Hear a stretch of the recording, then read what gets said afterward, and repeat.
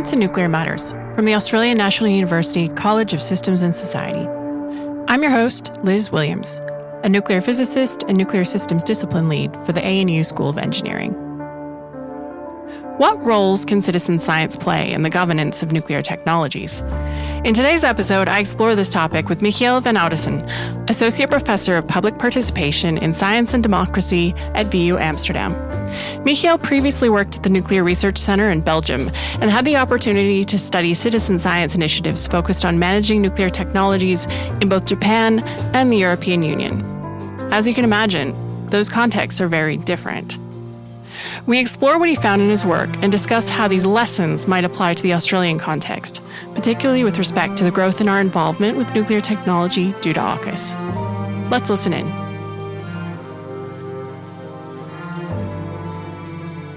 Hi, Michiel. Thank you so much for joining us today on Nuclear Matters. Thanks for having me. I reached out to you because I was interested in the work you've done in Europe and Japan on how societies respond to nuclear technologies and their impacts. And I say that because Australia is embarking on a kind of new journey with regards to its use of nuclear technologies, particularly around submarines. And I want to get a sense of how other citizens in other places grapple with nuclear technologies. So I'm hoping you can help me with that. Where did your interest in citizen science initiatives begin? So I self-identify as a science and technology studies scholar, right? So a scholar who looks at the interactions between science, technology, and society, how these play out, and then how we can govern them. So it's all about governance, as far as I'm concerned. So how can we do this responsibly? For instance, by involving citizens in decision-making on science and technology, right? In decisions that might affect them now or in the future. Mm-hmm. And so citizen sciences, I think, has emerged over the past couple of decades. I mean, it has a much longer history, dating back to the 90s, even the 80s. You could go further back. But as a term, it's really become a thing now. So where I'm based in the Netherlands and in Belgium. Mm-hmm. It's really endorsed by governments, national governments, and by the European Commission, for instance. So everyone's advocating for citizen science. That comes from this realization that, when you try to develop new sciences or technologies, or you try to implement some kind of innovation, citizens want to have a say in that, and they'll talk back if necessary. So what fascinates me about this is how members of the public or groups, for instance, social movements, how they talk back, and then how that then impacts science, technology, and innovation governance. I want to unpack that a little bit. You're interested in citizen science as a mechanism for governance effectively. So that begins with some kind of measurement or observation. Can you talk me through how that process plays out, how it impacts the governance side of things with regards to these technologies? It depends on where you are, right? So I've done research in Japan, but also in Europe. And I mean, they are different contexts, right? They are quite unique. But I think what we see time and again is what I was mentioning earlier, that publics speak back. So, for instance, with genetically modified organisms, right? When that agenda was implemented or authorities tried to implement it, that created an enormous backlash in Europe, for instance. Mm. And to this day, we are very strict on this. So it's usually issue-driven, or at least that's the type of citizen science I'm interested in studying. So sometimes it emanates from the bottom up, as we say, so from the grassroots. Mm-hmm. So it could be activists who protest against a certain technology, or perhaps more creatively, for instance, in the nuclear arena or in the nuclear field, they might begin measuring radiation themselves, using their own technologies or devices because there's an issue that concerns them. Mm-hmm. So it's very much issue-driven and very innovative, I would say, in how they mobilize these technologies, how they develop their own responses to a pressing issue, sometimes because governments fall short. Right. So one of the papers that I read that you were involved in, you were looking at citizens in Japan who were, as you said, measuring radiation, in particular after Fukushima. I was struck by your discussion about how there were different perceptions and risk that were playing a role there.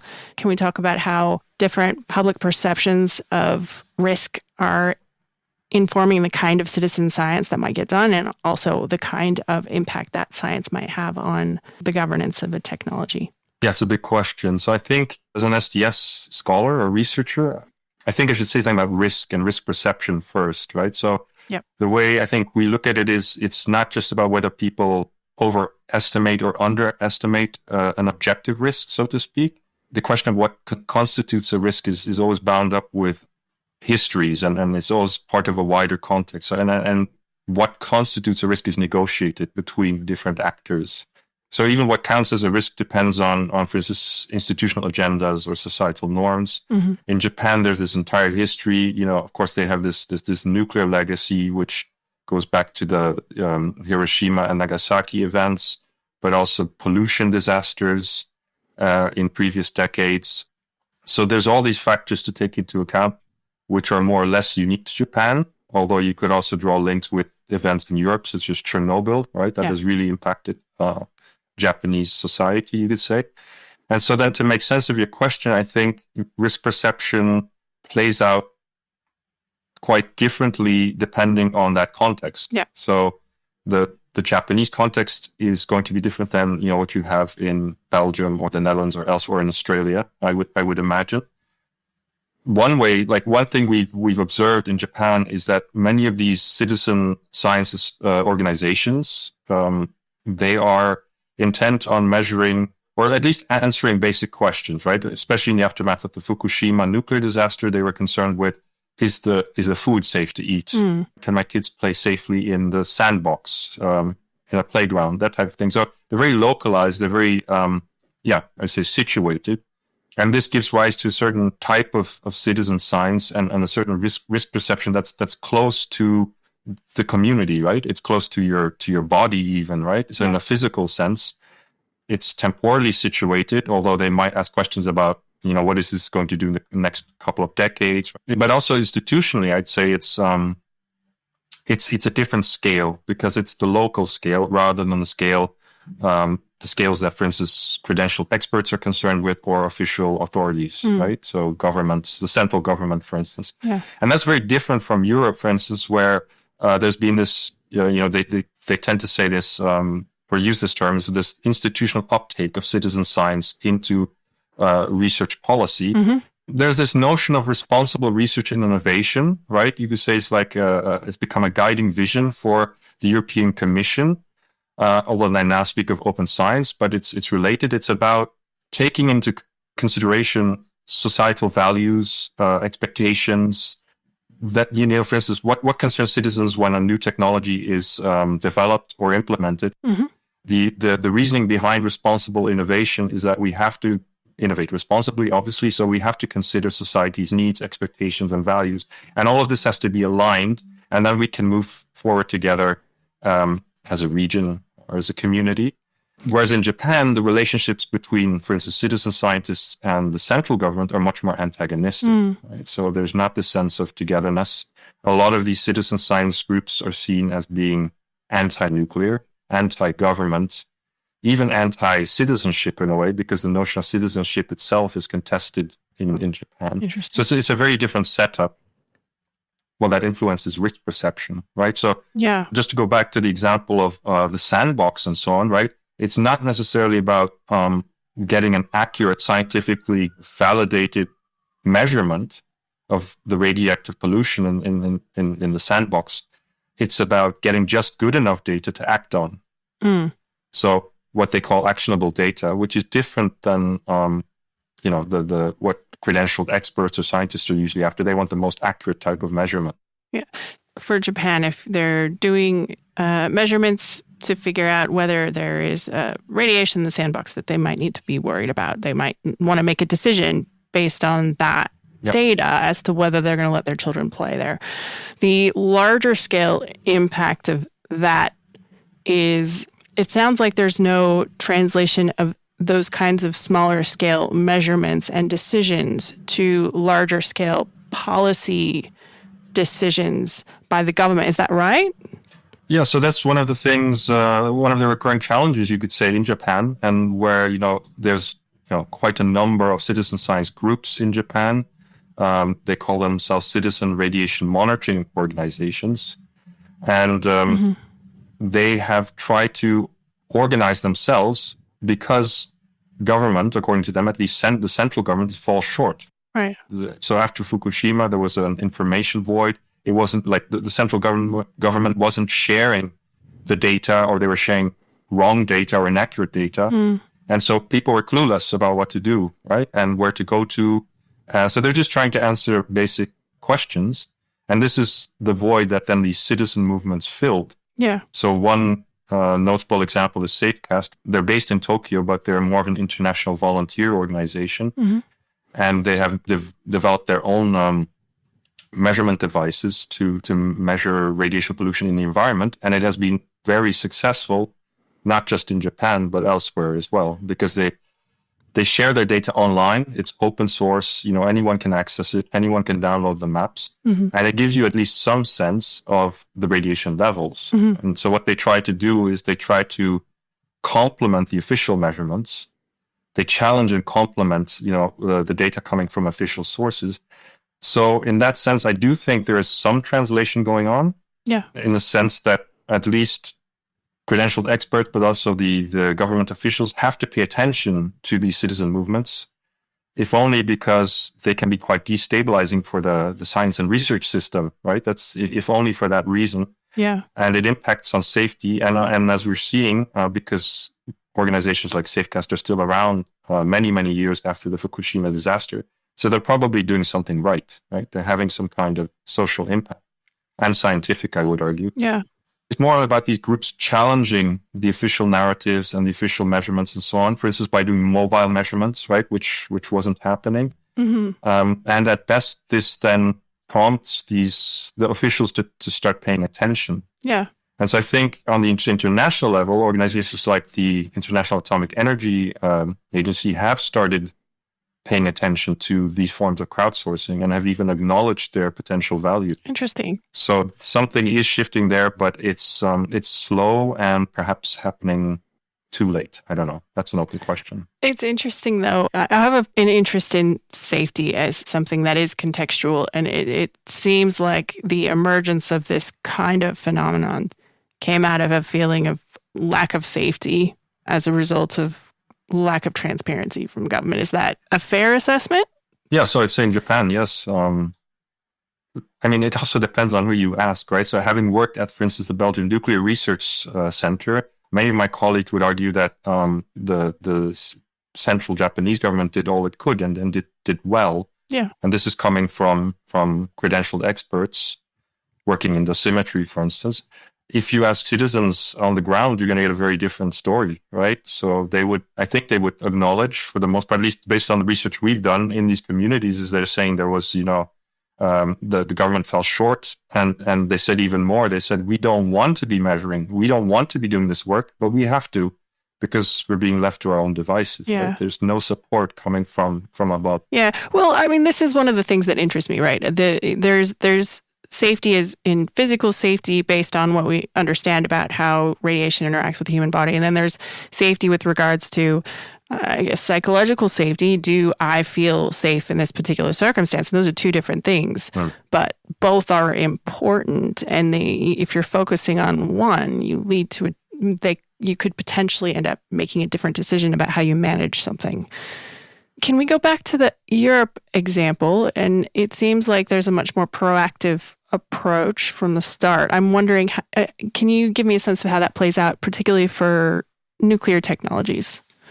Well, that's a tricky one because the nuclear field, or I like to call it an arena, because it's always contested. It's always hot, right? Or it can be, or it often is. So often you see, especially in the history, like over the past couple of decades, there's been a lot of anti-nuclear protests. A lot of those have taken place, and anti-nuclear movements going against state authority and so on. But I think when it comes to citizen science, there is this sense of, okay, even the nuclear industries and nuclear research and technology, so that is gradually opening up to more participatory approaches, right? So also at the center where I was, where I was working, you could note there's this at least this rhetorical shift in terms of, it's not just about coming in with a nuclear program, for instance, how to deal with radioactive waste, and we're going to decide, announce, and defend that approach. It's called the DAD approach, right? It's the jargon. So I sort of like the acronym because that approach obviously is not effective. It doesn't work. So coming back to the point I made earlier, it's the publics are going to speak back. Yeah. And they're going to contest that, right? And they're going to confront you with. So it's going to have to be more interactive and participatory. And then you stand a chance of co-developing solutions to pressing problems.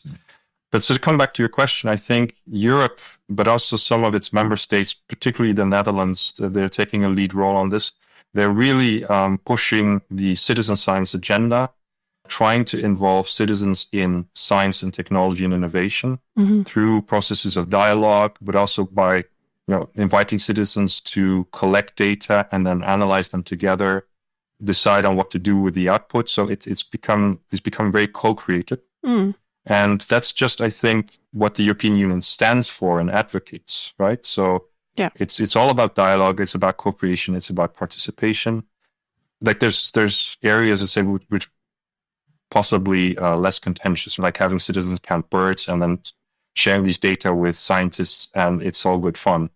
It's very different from the nuclear arena, which where you can't share all of your information, for instance, because there's a lot of secrecy involved. There's safety issues, security. Yeah, security as well. It's a very different setup. But overall, the European approach has been to, I guess, is what we stand for in Europe, is bring all the stakeholders together around the table, and then forge a consensus or a way forward.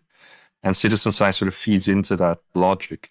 So who participates in these kinds of co-creation processes in Europe? Like, do you have an example? It doesn't have to be from nuclear, but do you have an example where, you're talking about many stakeholders? I'm trying to get a sense of, like, what does that look like? That's a good question, because it also points to the limitations of public participation in science and technology. So who participates, they're usually considered or called relevant stakeholders. So anyone with a stake in the matter. So it probably helps to work with an example, like take plastic pollution, right? That would involve decision makers, certain industries, certain communities, maybe people who live close to the ocean. Maybe it's about plastic pollution in the ocean. It depends on the issue. But I think the reasoning behind, well, I'll just, for the sake of simplicity, I'll call it the European approach, like the approach of responsible research and innovation. It's about finding out who these relevant stakeholders are and including as many voices as possible. And obviously, that doesn't always work in practice. Not everyone feels included. There's always power dynamics at play. Some citizens are going to be interested, others are not. There's large groups of people who we don't reach, right? Yeah. And when you look at citizen science, you just look into the research. It could be minorities. It could be certain populations who don't have the time to become involved. They don't have the resources, et cetera, et cetera. So there's always groups that are left out in any of these processes. So that's something to be aware of. But so I think, again, the approach, at least in theory, is to make this as inclusive as possible and then to move forward.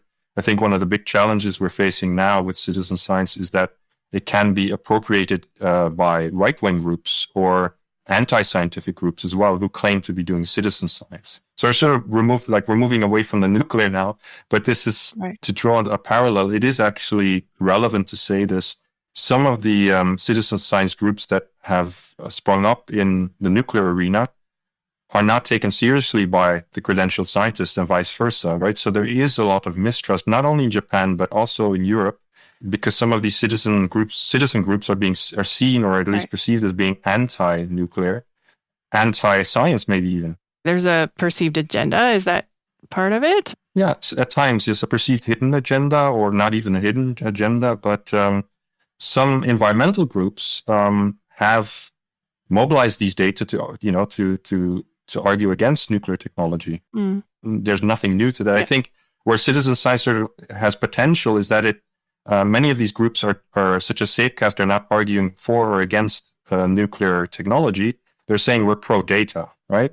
So they're trying to sort of carve out the space in between the more activist groups like Greenpeace and the official institutions and saying, look, What we're trying to do is to get a sense of, or like to deliver or produce accurate data, but we're not pro or anti-nuclear, right? We're sort of in between, where we're occupying the space in between. And of course, you can question that, right? I don't think data are ever neutral, but this is how they're presenting themselves. Yeah, well, it's an interesting line to try and walk, right? If you are putting data out there, it can become a source of power depending on how one chooses to use it, right?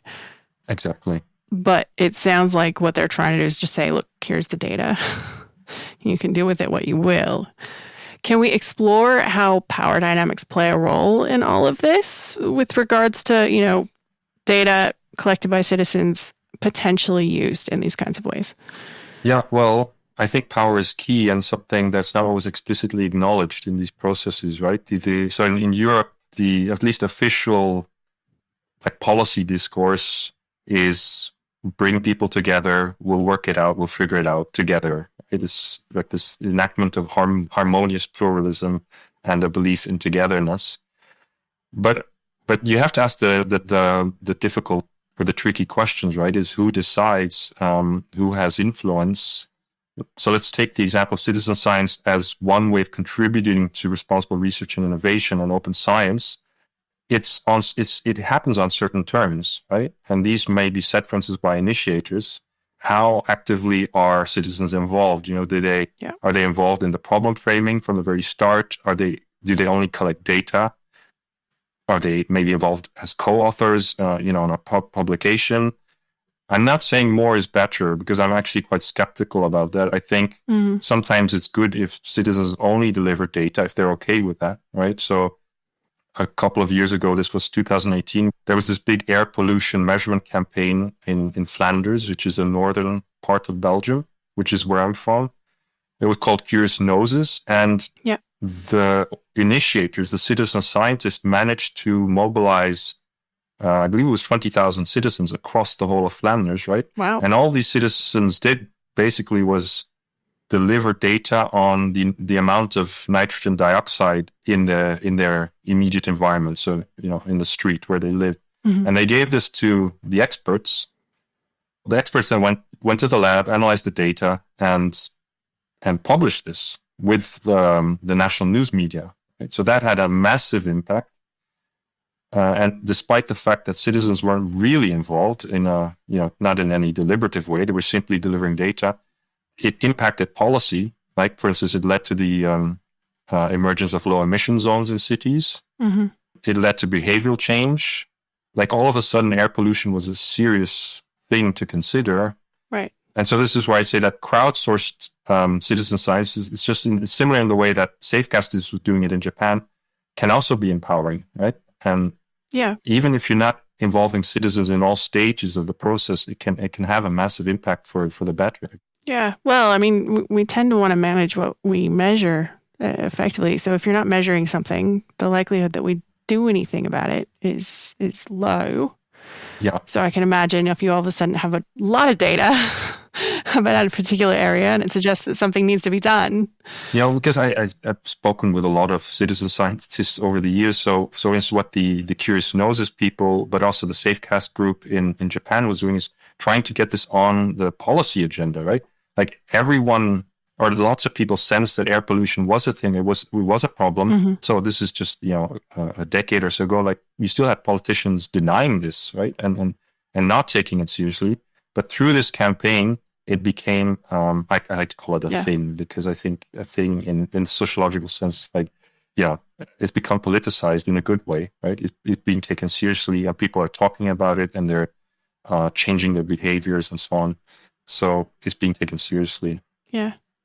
Is this getting easier to do, at least in some circumstances, with, for instance, cheaper sensors, smaller, cheaper computing, all of those kinds of things? Like, is it easier to roll out these kinds of things so that you can potentially have that kind of impact? Well, I think there's no question that it is, right? So with the rise of the internet and the Internet of Things, but also microsensors, nanosensors, if you look at how the Safecast devices, what it consists of and how it is assembled, a lot of design thinking has gone into that based on technologies that are available that can be easily be mobilized. Mm-hmm. So they worked with designers in making this as intuitive as possible and so on. It's a mobile device. It also it's aesthetically pleasing to the eye. All these things, factor in. Yeah. And yeah, of course, they rely on high tech or not even, it could be low tech technology, but at least technology that has been developed in the past couple of years. So I think there's no question that plays a significant role here. Mm-hmm.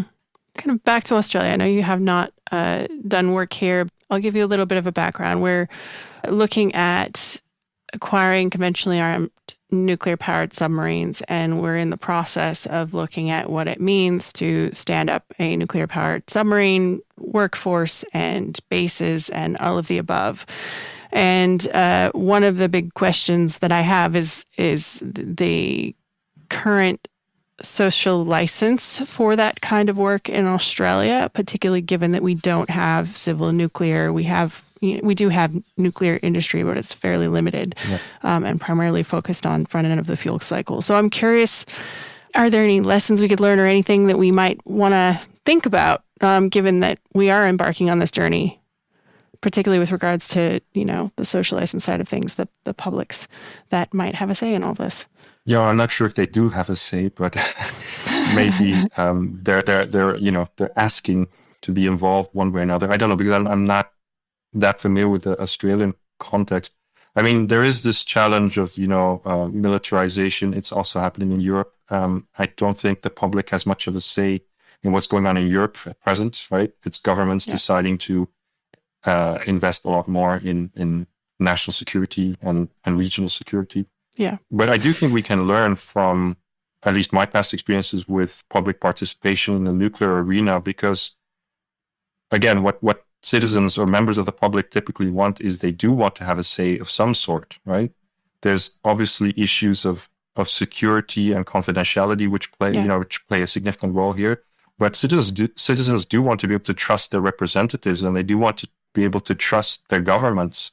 So I think you still, if I were to reason as a government official, or even an industry representative, I think I would insist on clear communication, right? Being as transparent as possible at all times. And if you're not able to be open about something, you have to be explicit about that, right? You have to say, I can't be open about this, but such and such, right? And I do think you could fund local monitoring, you could fund citizen science initiatives, or, provide a space for independent expertise. Because often these community groups led by citizens are considered to be much more independent and much more trustworthy. So that's certainly something that we see in a country like Japan, where every time that there's a disaster or a crisis, people turn to the local communities. They turn to the citizen science groups because these are considered much more trustworthy than the central government. So it's a way of developing these partnerships as well, and shifting perhaps from one-way risk messaging to trying to create more of a dialogue.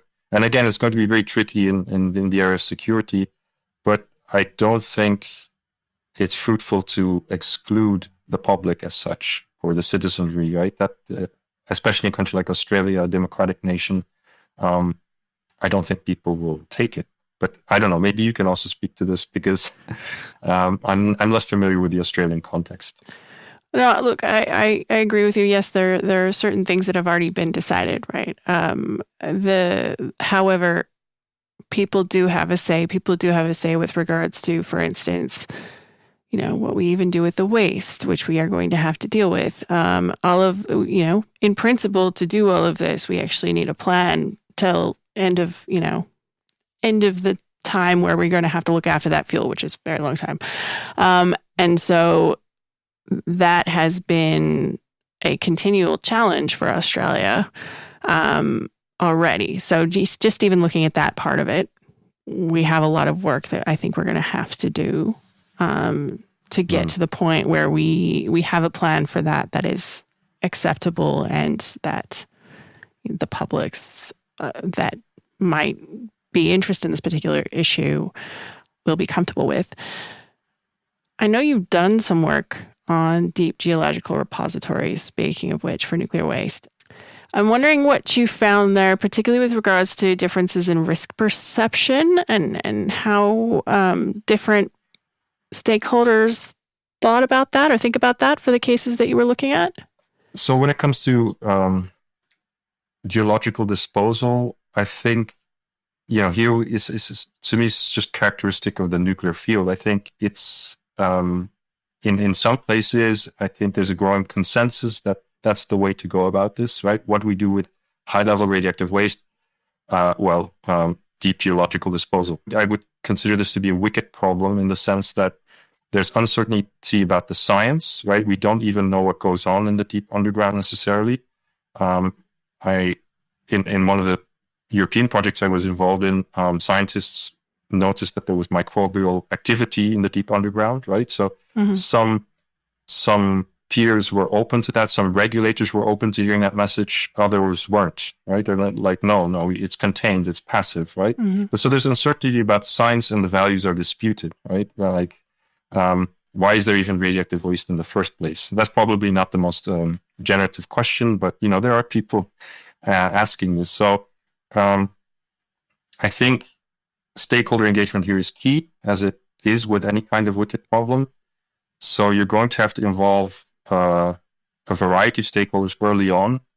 And I think the example here to follow, at least there is perhaps a consensus on this among policy elites. The example to follow is Finland, where they had this whole process over decades of early research assessments, local involvement of communities that would be affected, including compensations, then moving to regulatory approval and public consultations, so throughout.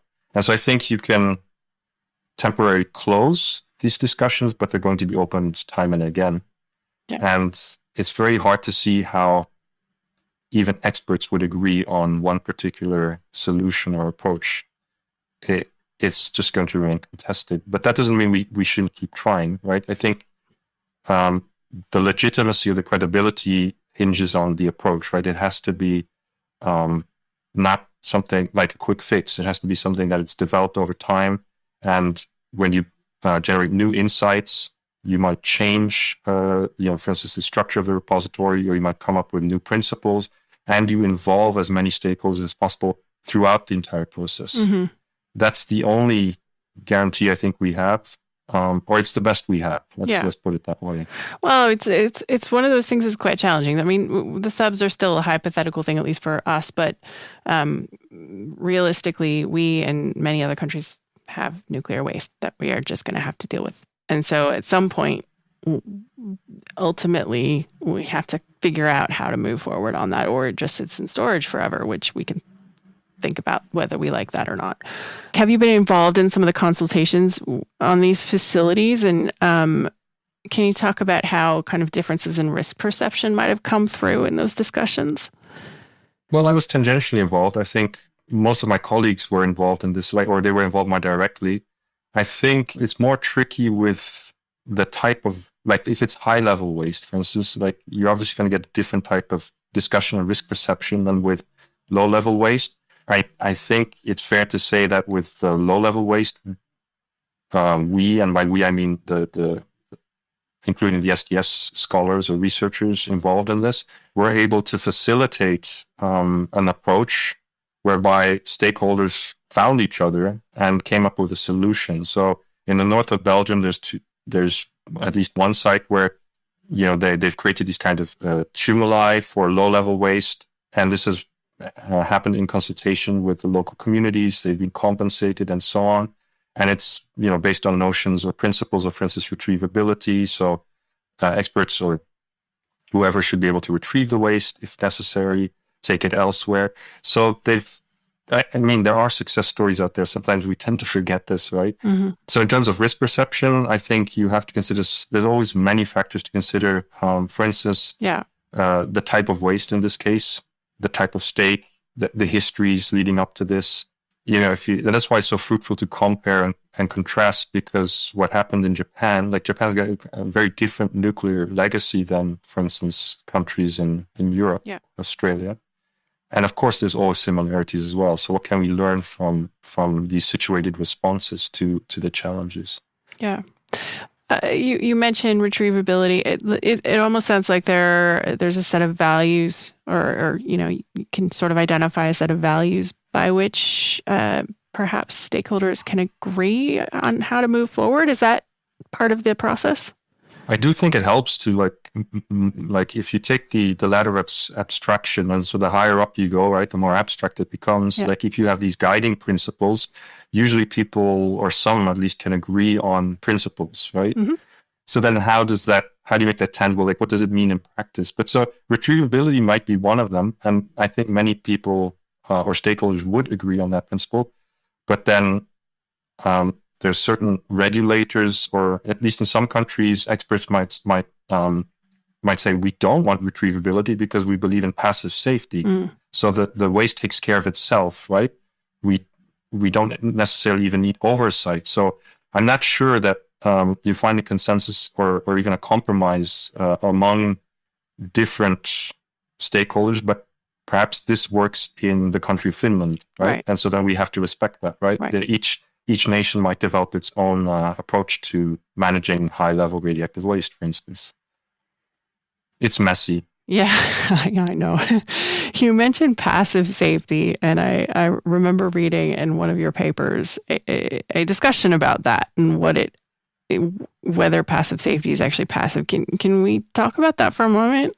Yes, I think what we were doing in that paper was we started from the context, the regulatory context and the policy context, where actors were drawing that distinction between passive and active safety. And we argued that even if we assume, for instance, that you can bury radioactive waste in the deep underground and it's going to be contained and take care of itself, right? It just takes thousands of years. Even that's going to need some kind of monitoring or oversight, right?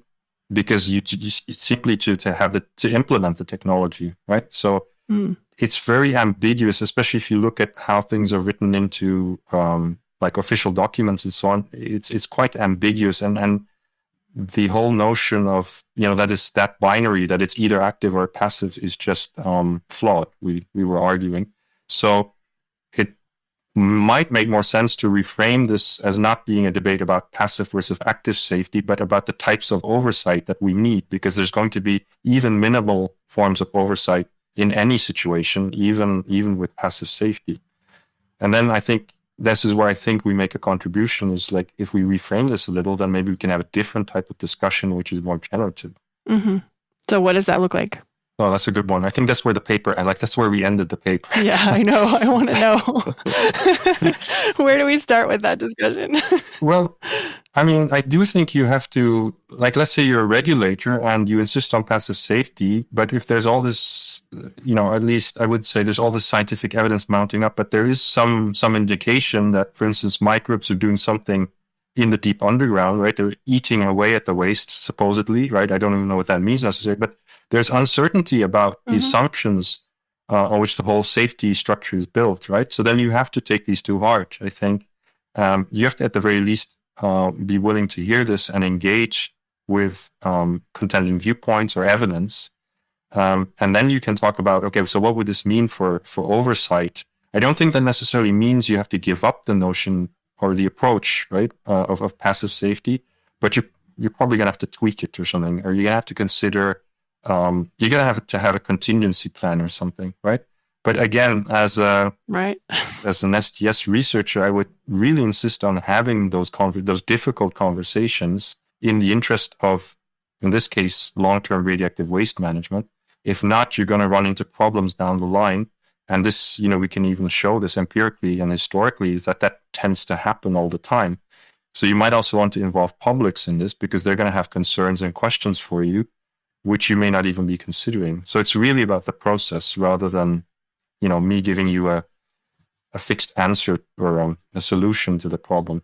Right. So it seems like it's a matter of respect. So listening to people's concerns and saying, okay, I can understand where you're coming from, as opposed to saying, well, it's a passive safety system. There's no issue. Like, we don't have to think about it. Is that kind of where you're going with that? Yeah, I think you have to take people seriously. So they have concerns, they have questions. Sometimes they have quite a lot of knowledge that, for instance, credentialed experts don't recognize, are not willing to validate, right? Don't consider, or don't, they just simply don't take seriously. So you asked me at the outset about how I got interested in citizen science. And one of the first papers I read was a paper published in the 1990s by Brian Wynn, so an STS professor at in the United Kingdom.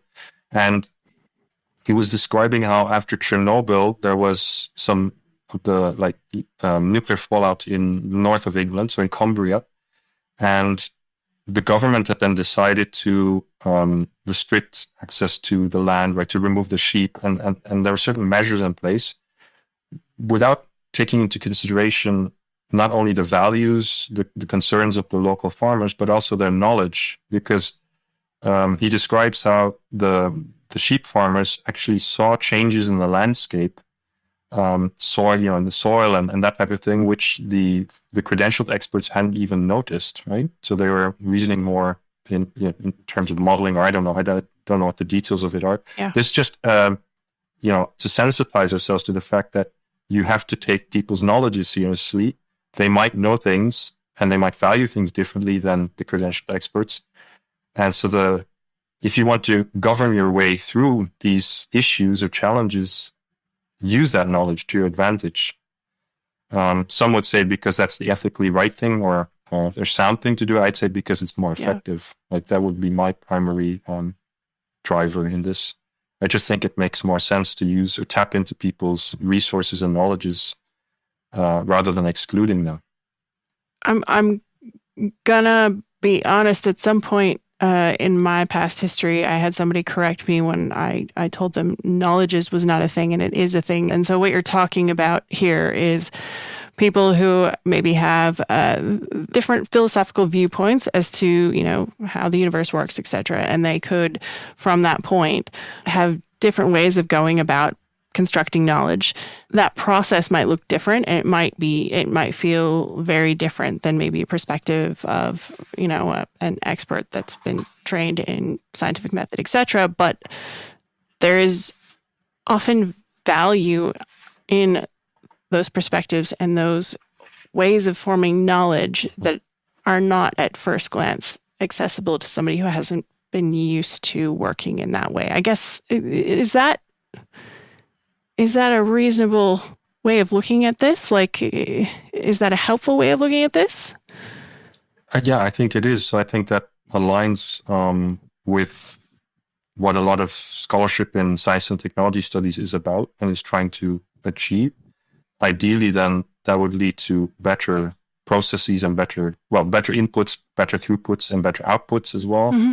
And it's also, as I was saying, like for many, like the ethically right thing to do. If we claim to live in democracies where people affected by decisions that are made by power, or let's say by elites, right? If these affect these people, then people have a right, or they should have a say in these processes. They're going to most likely know better than the elite making the decision as to what the potential impacts of that decision are on them.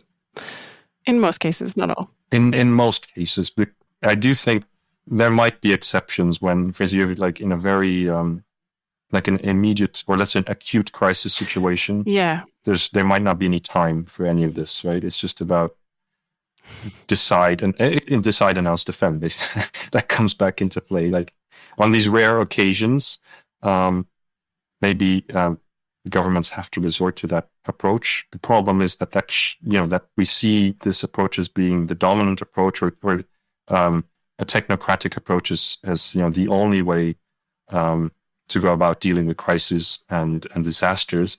But there's the whole phase of preparedness, like something we really insisted on when I was working at the Belgian Nuclear Research Center. It was about emergency preparedness and also post-recovery.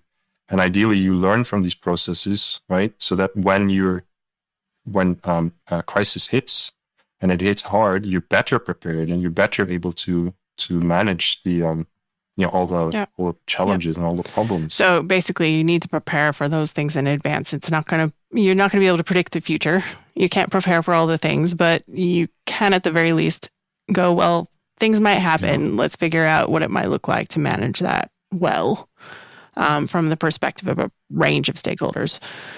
Exactly. Yeah. I feel like we've had a very wide-ranging conversation, which is lovely. And thank you for letting me ask a bunch of questions that I didn't send you in advance. But is there anything that we haven't touched on that you might like to share with our listeners before we go? Well, what I'm excited about now at present, because I've sort of, I did a lot of research on nuclear science and technology in the areas of emergency preparedness, citizen science, and so on. But what I'm what I'm interested in now, and what is something I've become really more attuned to, is this notion of mundane governance, right? Where What is mundane governance is taken from the work of Steve Woolger, among others, right? It's about the everyday management of science and technology, often in unobtrusive ways we don't care to notice. And so when you apply this to the nuclear arena, there's always incidents. There's incidents which we're not aware of, which no one notices, and which are managed.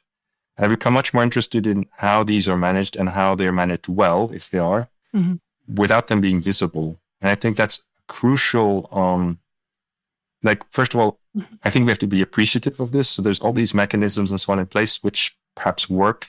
I don't know if they work, depending on how you define that, but also what this performs, what this does. So I'm reminded here of, I once saw this Monty Python sketch where they were sitting in an airplane, and then the captain said, and here's an announcement, there's absolutely nothing to worry about, everything's going fine, right? So, of course, this then generates anxiety among the passengers, simply because this message is being shared with them. So by virtue of the message itself, right, is what I'm saying. So there's something in crisis communication and in non-communication where you always get it wrong. Yeah. And where if you're trying to take incidents or potential issues, you're trying to take them seriously, but simply by doing this, you're already creating anxiety and problems and a crisis, really. So this is something that fascinates me, and I think more research needs to go to that, because I would consider it a paradox or a dilemma. You can't get crisis communication right. It seems to be really, really tricky to get it right.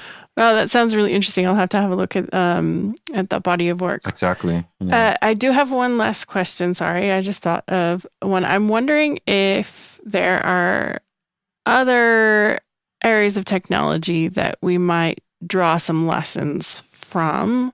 Are there places where what's happening in, I don't know, aviation or whatever, can be applied to nuclear in a useful way, based on your experience?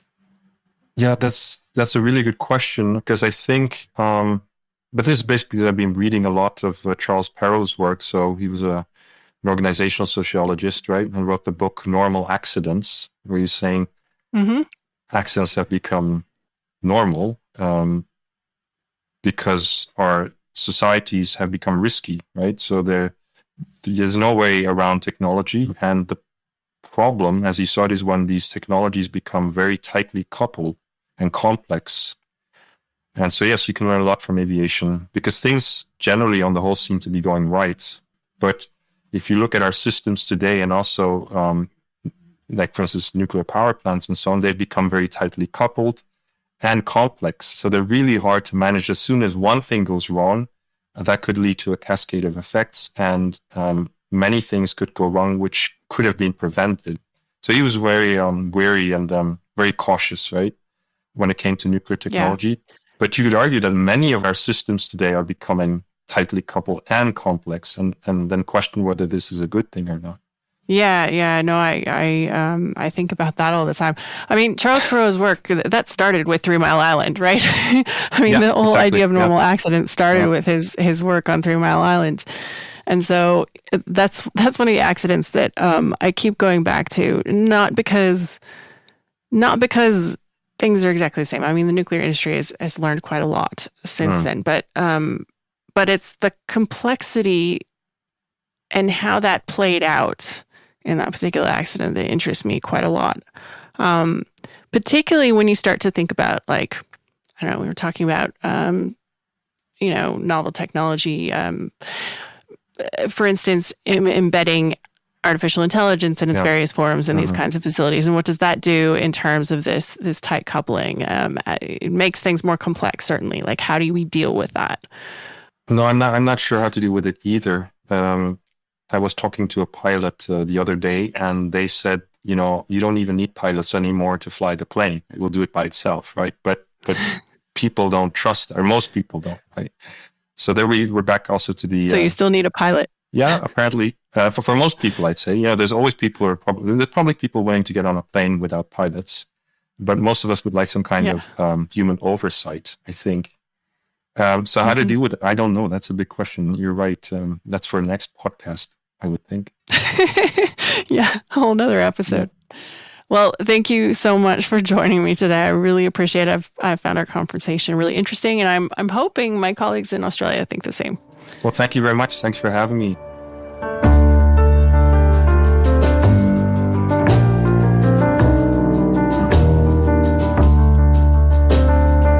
Nuclear Matters is a production of the Australian National University College of Systems and Society.